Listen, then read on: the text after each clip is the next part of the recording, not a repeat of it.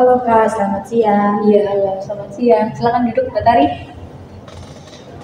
Ada perlu apa Mbak Tari datang kemari? Jadi gini Kak, saya mau konseling, saya mau ceritain sesuatu, saya ada masalah. Gitu. Sebelumnya Mbak Tari udah pernah konseling apa belum? Belum Kak. Oh, belum pernah ya.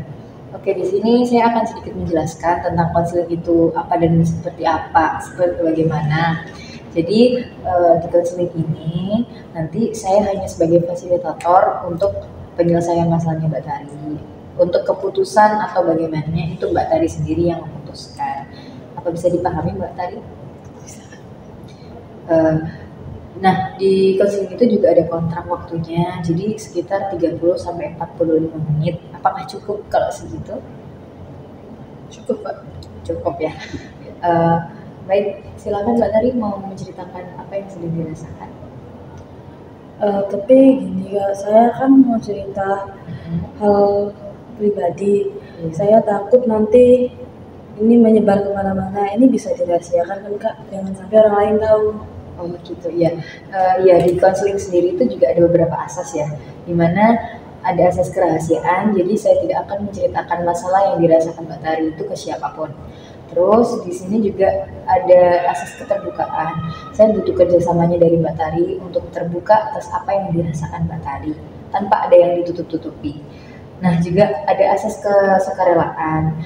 Eh, di sini Mbak Tari datang tidak ada yang memaksa kan? Enggak. Tidak ada. Ya, begitu. Apa masih kurang percaya dengan saya? Saya cukup percaya Kak. Sudah.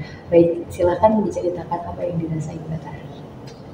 Jadi gini Kak, saya tuh punya masalah keluarga. Jadi saya tuh tinggal bersama eh, keluarga yang bukan keluarga inti saya, ya, seperti tante gitu. Jadi saya tuh ceritanya hidup saya itu masih disetir sama mereka.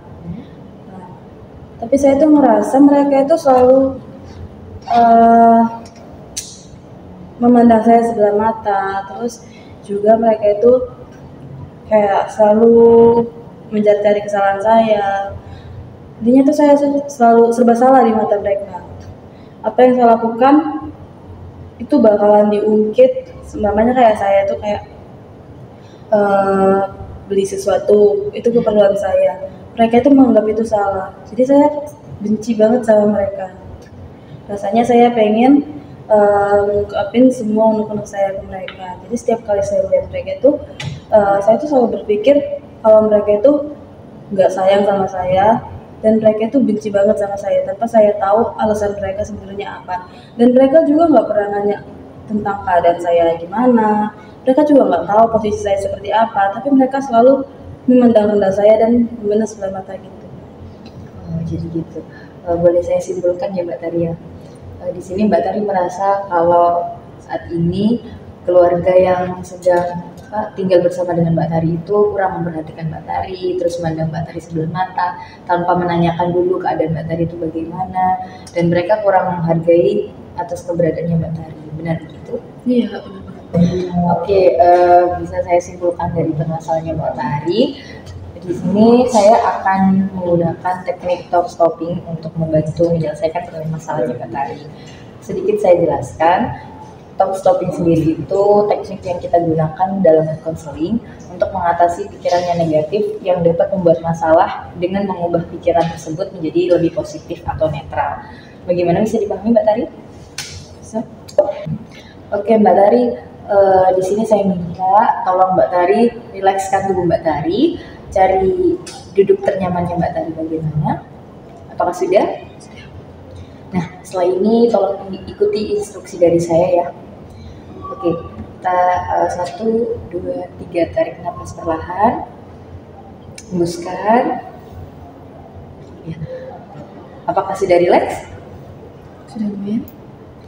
Oke, saya minta sekarang Mbak Tari pejamkan mata dan tolong luapkan apa yang sedang Mbak Tari rasakan, apa yang membuat Mbak Tari selama ini tuh memendam emosinya Mbak Tari. Silahkan. Saya benci sama keluarga saya. Saya nggak suka mereka mandang saya sebelah mata. Saya merasa mereka nggak sayang sama saya merasa mereka tidak menghargai Stop. saya. Oke, boleh dibuka matanya Mbak Tari. Bagaimana perasaannya Mbak Tari setelah meluapkan emosinya Mbak Tari? Saya merasa sedikit lega, tapi juga saya sedikit kaget karena tiba-tiba Oh gitu ya. Iya. Oke, setelah ini kita lakukan itu kembali, mengulangi itu lagi. Jadi begitu caranya ketika nanti Mbak Tari berpikir negatif tentang keluarganya Mbak Tari, lakukan stop pikiran negatif itu di dirinya Mbak Tari dan tolong ubah pikiran negatif itu menjadi yang lebih positif tentang keluarganya Mbak Tari. Apakah bisa dilakukan setelah ini? Kita praktekkan. Nanti saya harus meluapkan terlebih dahulu emosi saya, pikiran negatif saya, lalu saya mengatakan kepada diri saya sendiri stop, lalu langsung mengubah ke pikiran negatif positif. Iya. Oke, bisa dilakukan. Tolong sekarang pejamkan mata kembali. Silahkan lakukan apa yang saya instruksikan tadi.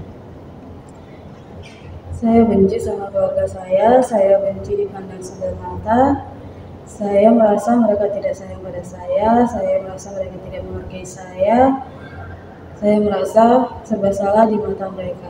Stop. Mereka sebenarnya sayang sama saya, mereka peduli pada saya, mereka tidak benci saya.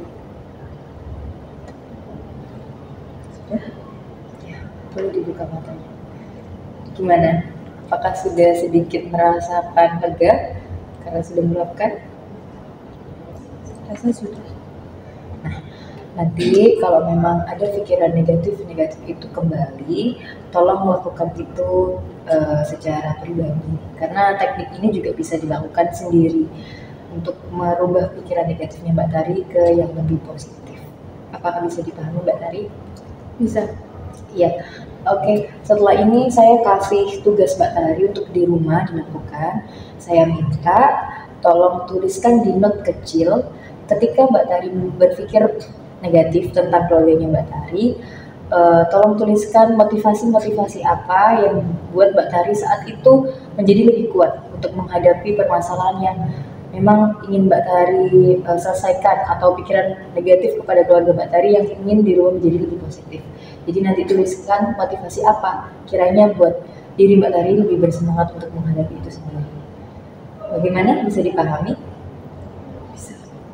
Mungkin kalau nanti kita perlu di pertemuan selanjutnya, saya akan membahas bagaimana perkembangan Mbak Tari dan bagaimana prospeknya, apakah sudah lebih baik atau belum. Baik, apa masih ada yang perlu ditanyakan untuk saat ini? Sudah tidak, terima kasih. Itu apa boleh saya akhiri untuk sampai sini terlebih dahulu? Oke, gitu. Baik, semoga setelah ini Mbak Tari bisa merubah pikiran negatifnya Mbak Tari di keluarganya Mbak Tari menjadi lebih positif dan bisa menenangkan diri Mbak Tari sendiri tanpa berpikir negatif ke orang lain. Oke, terima kasih Mbak Tari sudah datang kemari. Semoga di pertemuan selanjutnya Mbak Tari lebih baik dari saat ini. Terima kasih Kak. Iya, sama-sama. Mari ya. Iya, hati-hati ya. Iya.